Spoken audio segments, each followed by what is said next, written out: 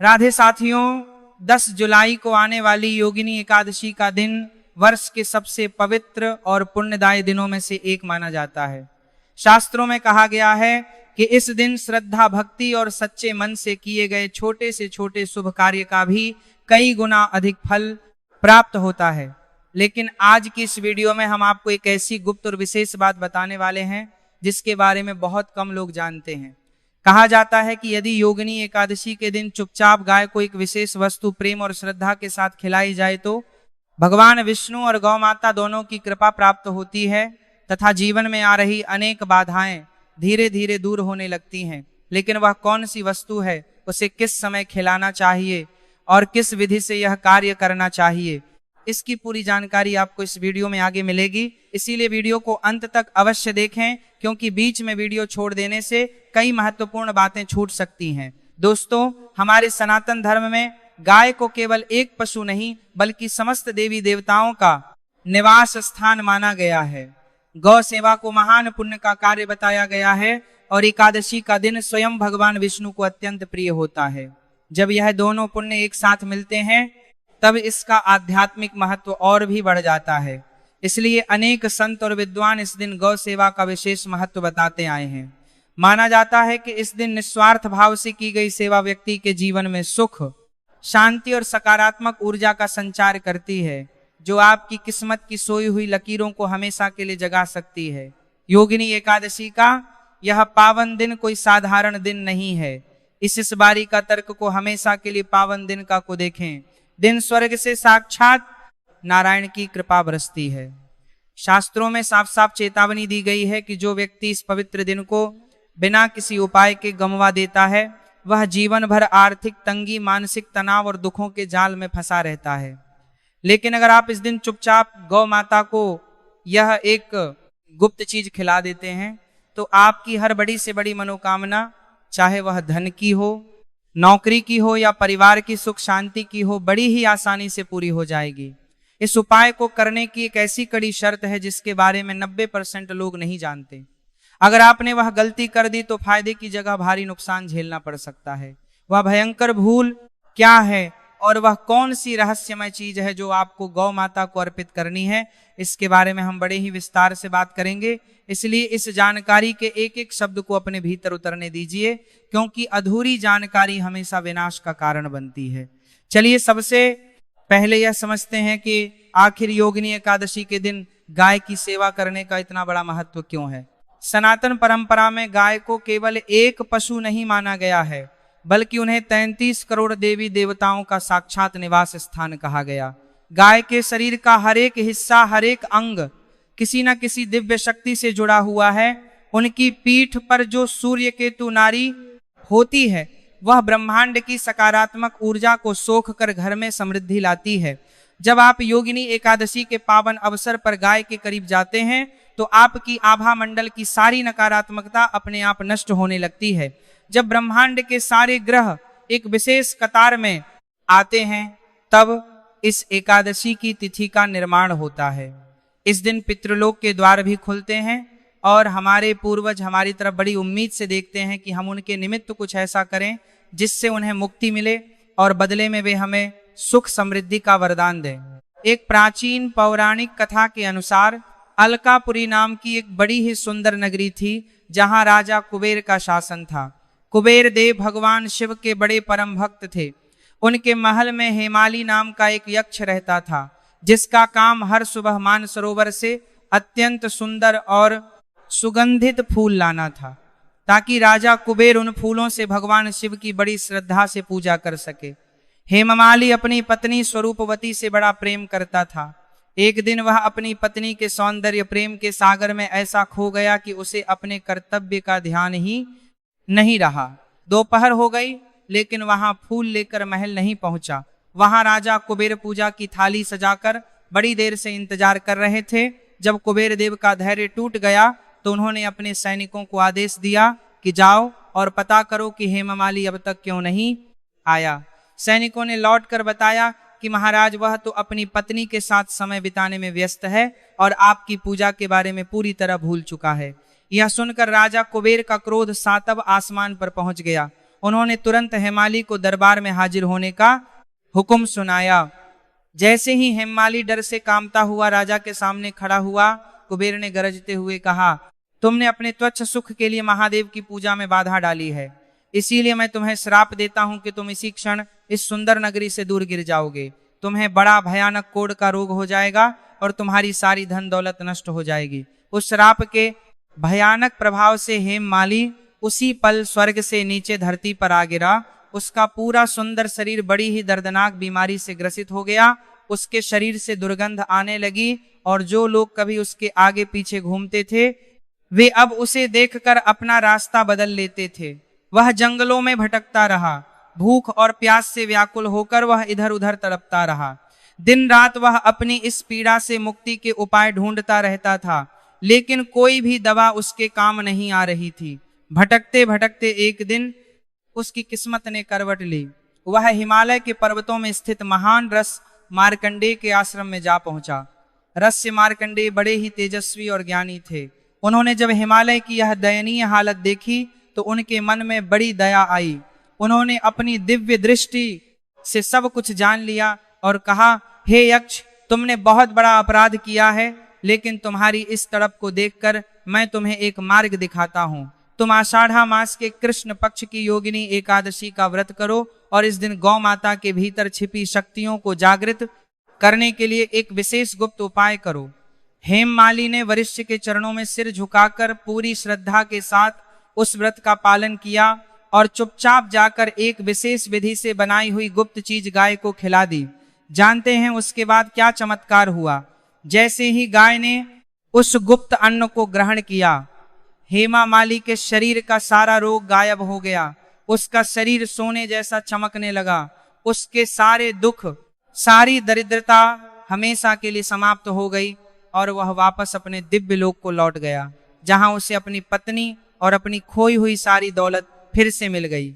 जब इतना बड़ा श्राप इस एक दिन के उपाय से मिट सकता है, तो आपके जीवन की परेशानियां, आपका कर्ज और आपकी पैसों की किल्लत तो बहुत छोटी चीजें हैं। अब बड़ी ही सावधानी से सुनिए उस गुप्त उपाय की पूरी विधि, जिसे आपको 10 जुलाई को अपने घर पर बड़े ही शांत मन से करना है। इस उपाय के लिए आपको सुबह जल्दी उठना है। सूर्योदय से पहले उठकर स्नान करें और साफ सुथरे कपड़े पहने। इस दिन पीले या सफेद रंग के कपड़े पहनना बड़ा ही शुभ माना जाता है। इसके बाद आपको अपने रसोई घर की सफाई करनी है और पूरी शुद्धता के साथ गेहूं के आटे को लेकर एक सुंदर सी रोटी तैयार करनी है। ध्यान रहे, यह आटा बिल्कुल ताजा होना चाहिए। रात का बचा हुआ बासी आटा इस उपाय में बिल्कुल भी इस्तेमाल नहीं करना है। जब आप रोटी का आटा गूंथ रहे हो तो अपने मन में लगातार नमो भगवते वासुदेवाय मंत्र का जाप करते रहो। ऐसा करने से उस अन्न में भगवान विष्णु की सकारात्मक तरंगे समाहित हो जाती हैं। रोटी को तवे पर अच्छी तरह सेक ले। उसे कहीं से भी कच्चा या जला हुआ नहीं होना चाहिए। जब रोटी बनकर तैयार हो जाए तब आपको उसके ऊपर थोड़ा सा शुद्ध गाय का देसी घी लगाना है। घी लगाने से गौ माता के भीतर की ठंडी ऊर्जा जागृत होती है और वे आपको बड़ा ही सुखद आशीर्वाद देती है। अब आता है वह दूसरा चरण, जिसे आपको बड़ी बारीकी से समझना है। उस रोटी के बिल्कुल बीचों बीच आपको थोड़ा सा गुड़ रखना है। गुड़ हमारे जीवन में सूर्य ग्रह को मजबूत करता है, जिससे समाज में हमारा मानदेहा है, सम्मान बढ़ता है और नौकरी में तरक्की के रास्ते खुलते हैं। लेकिन केवल गुड़ रखने से यह उपाय पूरा नहीं होगा। अब आपको उस तीसरी और सबसे बड़ी गुप्त चीज को इसमें शामिल करना है, जिसके बारे में शास्त्रों में बड़ा ही रहस्यमय वर्णन मिलता है। वह गुप्त चीज है काले तिल। जी हाँ, काले तिल कोई साधारण चीज नहीं है।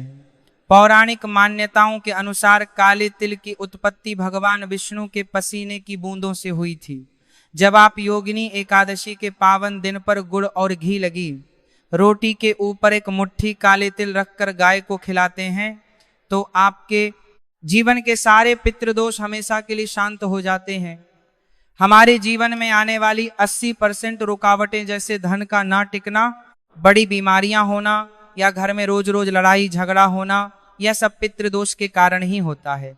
जब पितृदोष के कारण ही होता है, प्रसन्न होते हैं तो वे अपनी अदृश्य शक्तियों से हमारे घर को धन धान्य से भर देते हैं। लेकिन रुकिए, इस रोटी को गाय को खिलाने का भी एक बड़ा ही कड़ा नियम है। अगर आपने इस नियम को अनदेखा किया तो आपकी सारी मेहनत बेकार जा सकती है। जब आप इस विशेष रोटी को लेकर गौ माता के पास जाए तो कभी भी उनके ठीक सामने खड़े ना हो। आपको हमेशा गाय के दाईं तरफ खड़ा होना चाहिए। शास्त्र कहते हैं कि गाय के दाहिने हिस्से में माता लक्ष्मी का साक्षात वास होता है। जब आप दाईं ओर खड़े होकर अपने दोनों हाथों से उस रोटी को गाय के मुख के पास ले जाते हैं तो लक्ष्मी जी बड़ी प्रसन्न होती है। रोटी खिलाते समय आपके खुद के मुख की दिशा पूर्व या उत्तर की तरफ होनी चाहिए, क्योंकि यह दिशाएं देवताओं की मानी जाती हैं। जब गौ माता उस रोटी को चबा रही हो उस समय आपको बड़े ही शांत मन से अपनी आंखें बंद करके अपनी वह इच्छा बोलनी है जो आप सालों से पूरी करना चाहते हैं। चाहे वह कर्ज की बड़ी समस्या हो, व्यापार में लगातार हो रहा नुकसान हो, या फिर घर का कोई ऐसा संकट जो पीछा नहीं छोड़ रहा हो, आपको वह बात मन ही मन दोहरा देनी है।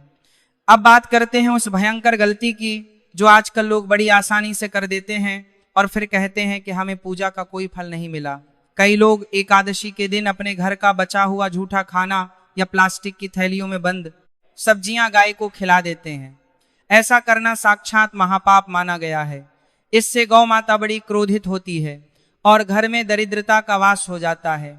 आपको गाय को कभी भी किसी डंडे या गुस्से से नहीं डराना है। जब वे भोजन कर ले तो बड़े ही प्यार से उनके कुबड़ वाले हिस्से को अपने सीधे हाथ से सहलाएं। गाय की पीठ पर जो उभरा हुआ हिस्सा होता है उसे छूने से आपके शरीर की सारी नकारात्मक ऊर्जा नष्ट हो जाती है और मानसिक शांति मिलती है। इस पावन दिन पर एक और गुप्त क्रिया आपको करनी है। जब गाय रोटी खाकर शांत खड़ी हो तो उनके पैरों के पास की मिट्टी या धूल को उठाकर अपने मस्तक पर एक तिलक की तरह लगा ले। शास्त्रों में लिखा है कि गाय के खुरों में दुनिया के समस्त पवित्र तीर्थों का जल समाया होता है। जब आप उस धूल को अपने माथे पर लगाते हैं तो आपको बिना किसी मंदिर या तीर्थ स्थान पर गए ही सारे पुण्यों का लाभ एक साथ मिल जाता है। अगर आपके घर के पास कोई गाय नहीं मिलती है तो परेशान होने की बिल्कुल जरूरत नहीं है। आप किसी भी पास की गौशाला में जा सकते हैं। वहां जाकर आप हरी घास खरीद सकते हैं और उस घास के बीच में इस गुप्त सामग्री को छुपाकर गाय को खिला सकते हैं। योगिनी एकादशी के दिन किया गया ये छोटा सा दान आपके जीवन के बड़े से बड़े संकट को टालने की ताकत रखता है। जब आप एक भूखी गाय की भूख शांत करते हैं तो नारायण स्वयं आपके जीवन की झोली को खुशियों से भर देते हैं। आपके घर में कभी भी सुख, समृद्धि और वैभव की कमी नहीं होती। आपके परिवार के सभी सदस्य बड़ी तेजी से उन्नति की राह पर आगे बढ़ने लगते हैं। इसीलिए इस 10 जुलाई के पावन और दुर्लभ संयोग को अपने हाथ से बिल्कुल मत तारते हैं। जाने दीजिएगा। पूरी श्रद्धा, अटूट विश्वास और साफ मन के साथ इस गुप्त उपाय को अपनाएं और अपने जीवन में आने वाले सकारात्मक बदलावों को खुद अपनी आंखों से देखें। भगवान नारायण और गौ माता की दिव्य कृपा आप पर और आपके पूरे सुंदर परिवार पर हमेशा बड़ी ही कृपा के साथ बरसती रहे, यही हमारी प्रार्थना। भक्तों, 10 जुलाई की सुबह जब सूरज की पहली किरण इस धरती पर पड़ेगी तब पूरे ब्रह्मांड में एक ऐसी दिव्य ऊर्जा का संचार होगा जो आपकी किस्मत की सोई हुई लकीरों को हमेशा के लिए जगा सकती है। योगिनी एकादशी का यह पावन दिन कोई साधारण दिन नहीं है। इस बारी का तर्क को हमेशा के लिए पावन दिन का को देखें। दिन स्वर्ग से साक्षात नारायण की कृपा बरसती है। शास्त्रों में साफ साफ चेतावनी दी गई है कि जो व्यक्ति इस पवित्र दिन को बिना किसी उपाय के गंवा देता है वह जीवन भर आर्थिक तंगी, मानसिक तनाव और दुखों के जाल में फंसा रहता है। लेकिन अगर आप इस दिन चुपचाप गौ माता को यह एक गुप्त चीज खिला देते हैं तो आपकी हर बड़ी से बड़ी मनोकामना, चाहे वह धन की हो, नौकरी की हो या परिवार की सुख शांति की हो, बड़ी ही आसानी से पूरी हो जाएगी। इस उपाय को करने की एक ऐसी कड़ी शर्त है जिसके बारे में 90% लोग नहीं जानते। अगर आपने वह गलती कर दी तो फायदे की जगह भारी नुकसान झेलना पड़ सकता है। वह भयंकर भूल क्या है और वह कौन सी रहस्यमय चीज है जो आपको गौ माता को अर्पित करनी है, इसके बारे में हम बड़े ही विस्तार से बात करेंगे। इसलिए इस जानकारी के एक एक शब्द को अपने भीतर उतरने दीजिए, क्योंकि अधूरी जानकारी हमेशा विनाश का कारण बनती है। चलिए सबसे पहले यह समझते हैं कि आखिर योगिनी एकादशी के दिन गाय की सेवा करने का इतना बड़ा महत्व क्यों है। सनातन परंपरा में गाय को केवल एक पशु नहीं माना गया है, बल्कि उन्हें 33 करोड़ देवी देवताओं का साक्षात निवास स्थान कहा गया। गाय के शरीर का हर एक हिस्सा, हर एक अंग किसी न किसी दिव्य शक्ति से जुड़ा हुआ है। उनकी पीठ पर जो सूर्य केतु नाड़ी होती है वह ब्रह्मांड की सकारात्मक ऊर्जा को सोख कर घर में समृद्धि लाती है। जब आप योगिनी एकादशी के पावन अवसर पर गाय के करीब जाते हैं तो आपकी आभा मंडल की सारी नकारात्मकता अपने आप नष्ट होने लगती है। जब ब्रह्मांड के सारे ग्रह एक विशेष कतार में आते हैं तब एक और हमारे पूर्वज हमारी तरफ बड़ी उम्मीद से देखते हैं कि हम उनके निमित्त कुछ ऐसा करें जिससे उन्हें मुक्ति मिले और बदले में वे हमें सुख समृद्धि का वरदान दें। एक प्राचीन पौराणिक कथा के अनुसार अलकापुरी नाम की एक बड़ी ही सुंदर नगरी थी जहां राजा कुबेर का शासन था। कुबेर देव भगवान शिव के बड़े परम भक्त थे। उनके महल में हेमाली नाम का एक यक्ष रहता था जिसका काम हर सुबह मानसरोवर से अत्यंत सुंदर और सुगंधित फूल लाना था ताकि राजा कुबेर उन फूलों से भगवान शिव की बड़ी श्रद्धा से पूजा कर सके। हेमाली अपनी पत्नी स्वरूपति से बड़ा प्रेम करता था। एक दिन वह अपनी पत्नी के सौंदर्य प्रेम के सागर में ऐसा खो गया कि उसे अपने कर्तव्य का ध्यान ही नहीं रहा। दोपहर हो गई लेकिन वहां फूल लेकर महल नहीं पहुंचा। वहां राजा कुबेर पूजा की थाली सजाकर बड़ी देर से इंतजार कर रहे थे।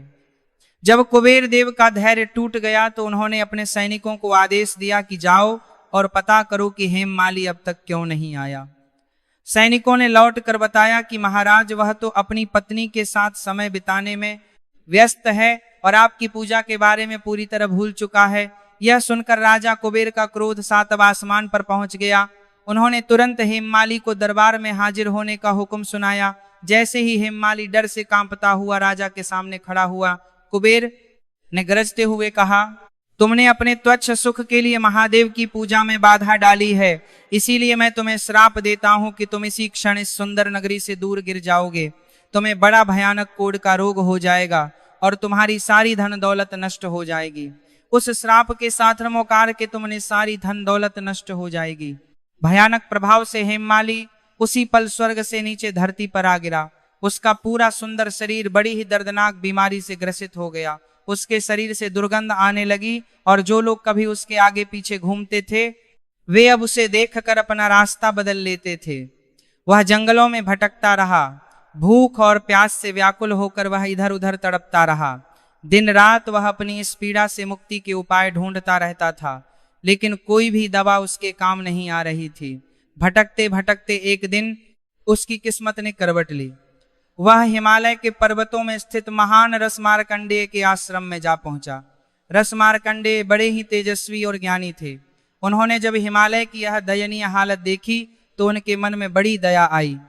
उन्होंने अपनी दिव्य दृष्टि से सब कुछ जान लिया और कहा, हे यक्ष, तुमने बहुत बड़ा अपराध किया है, लेकिन तुम्हारी